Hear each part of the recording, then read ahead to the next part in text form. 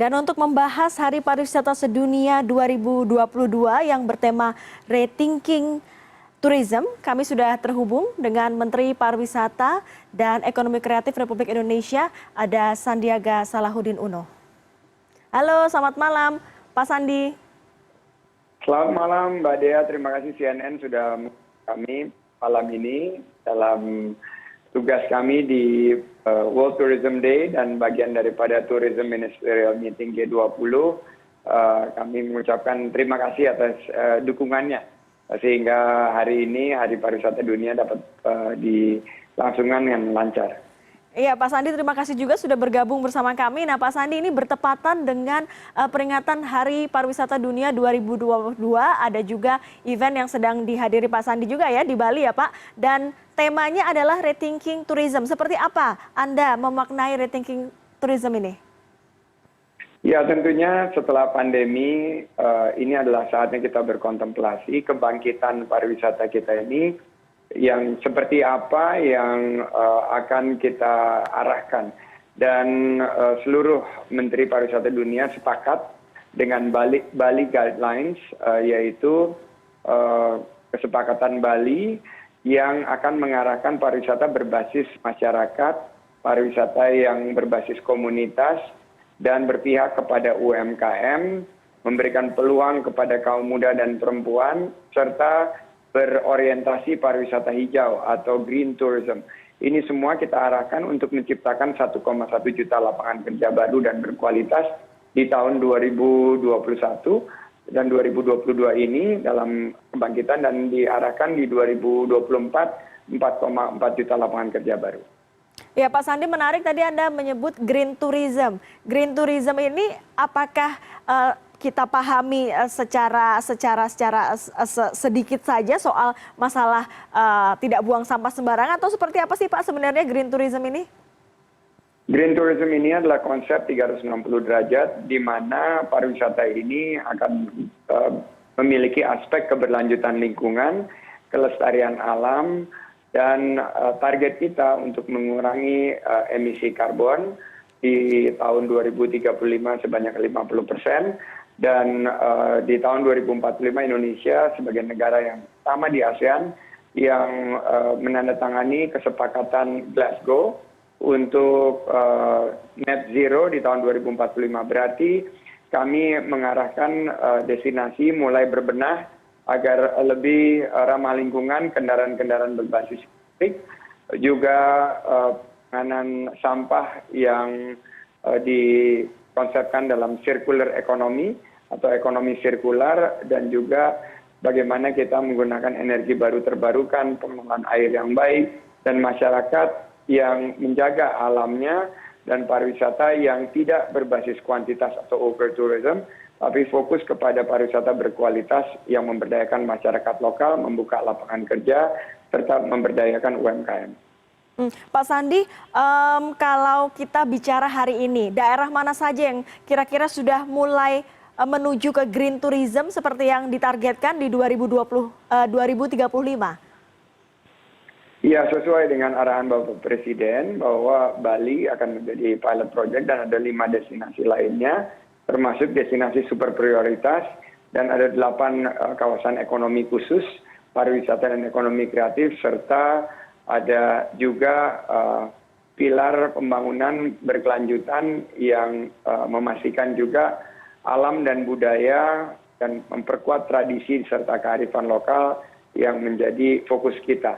Kami juga melihat bahwa capaian kebangkitan pariwisata ini kenaikannya cukup signifikan, di mana Indonesia sekarang naik 12 peringkat di atas Malaysia, Thailand, dan Vietnam, dan berhasil menciptakan 400.000 lapangan kerja baru tahun ini, sehingga pengangguran yang diakibatkan oleh pandemi ini perlahan mulai terkikis. Kami akan terus gercep cepat untuk segera bangkit dan pulih lebih cepat dan bangkit lebih kuat. Pulih lebih cepat, tapi kita tahu juga kondisi ekonomi kita, ada kenaikan harga bahan bakar minyak yang bersubsidi. Bagaimana komunikasi Anda dengan teman-teman yang mengelola bisnis pariwisata menghadapi kenyataan ini, Pak Sandi? Tadi juga disampaikan sebuah ancaman peningkatan biaya hidup dan biaya usaha di bidang pariwisata ekonomi kreatif yang terpicu naiknya harga energi maupun juga harga bahan pangan. Oleh karena itu kami melihat ada peningkatan antara 15 sampai 20% yang harus kita sikapi dengan lebih mengefisiensikan operasi dari Parekraf dan fokus kepada kekuatan kita, yaitu program-program seperti desa wisata, program-program pariwisata yang berbasis lokal dan domestik untuk menyingkapi dalam 3 bulan ini harga-harga yang meningkat khusus mengenai tarif pesawat maupun tarif angkutan. Kita sedang berbicara dengan para pelaku Parekraf, maskapai penerbangan untuk menambah jumlah penerbangan dan ketersediaan kursi agar nanti memasuki periode puncak liburan harga-harga sudah lebih stabil dan terjangkau untuk masyarakat. Tentunya harapan itu muncul ya supaya masyarakat juga ingin berwisata lagi meskipun kondisi saat ini harga-harga sedang naik. Pak Sandi, kita berbicara soal lain ya, ini soal bagaimana Indonesia di tahun ini dan tahun depan ini rencananya akan ada banyak event-event internasional dan ada juga event olahraga besar, ada Piala Dunia dan banyak warga yang tentunya ingin menyaksikan tidak hanya di dalam negeri tapi juga warga negara asing yang ingin melihat. Seperti apa komitmen dari Kementerian Anda untuk bisa membuat nyaman para turis datang ke Indonesia untuk menyaksikan event-event internasional ini? Kami berkomitmen penuh, kami baru saja menandatangani World Superbike yang akan kita lakukan bulan November ini.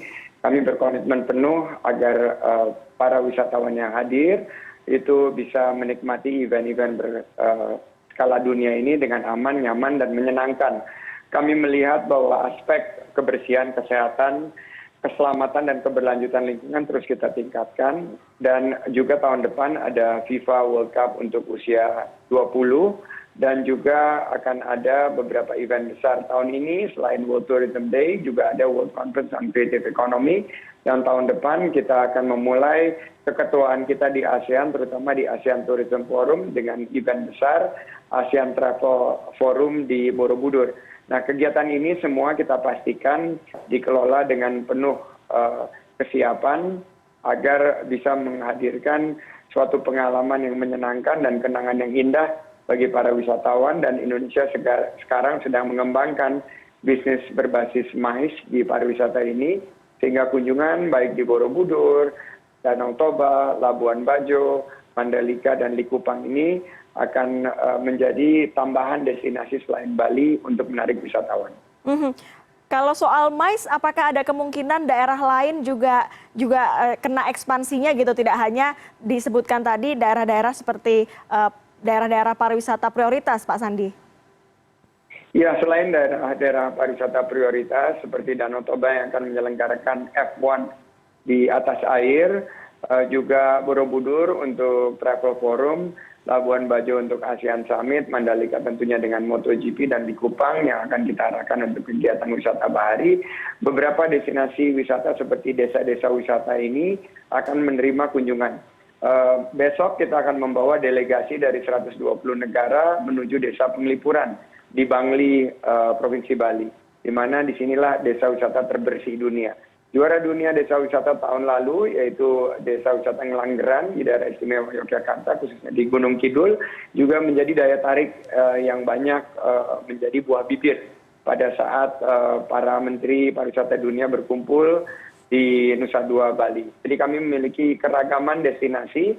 Kami yakin juga dengan konsep ekoturism, Indonesia bisa menawarkan begitu beragam potensi daya tarik wisata untuk kita tarik agar mereka kunjungannya lebih lama dan kualitas belanja dan dampak terhadap ekonomi lokal ini semakin terasa oleh masyarakat. Baik, destinasi wisata yang variatif dan tentunya tadi semangat green tourism. Terima kasih Pak Sandi sudah bergabung bersama kami pada malam hari ini. Terima kasih Mbak Dea, terima kasih CNN.